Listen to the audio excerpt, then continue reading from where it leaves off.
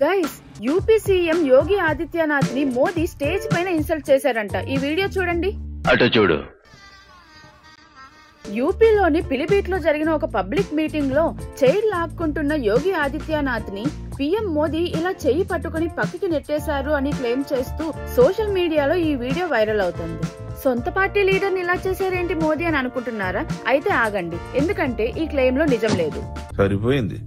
Hero villain కొట్టుకుని కమెడీని చంపేసినట్టు నా మీద పడతారేంటి? నిజానికి ఈ ఇన్సిడెంట్ ఏప్రిల్ 9న పిలిభిట్లో జరిగిన ఒక పబ్లిక్ మీటింగ్ లోది. ఒరిజినల్ వీడియోని పూర్తి కాంటెక్స్ట్ లో ఇప్పుడు చూద్దాం. అటు చూడు బే. సీఎం యోగి ఆదిత్యనాథ్ ని స్టేజ్ మీదుగా ప్రసంగం చేయటానికి ఇన్వైట్ చేసినప్పుడు తను కూర్చున్న చైర్ ని వెనక్కి నెట్టి వెనుకగా వెళ్లిపోతుంటే మోదీ తన చెయ్యి పట్టుకుని ముందు నుండి వెళ్లమని సైగ చేయడం మనం క్లియర్ గా చూడవచ్చు. అసలు అక్కడ ఏమైంది?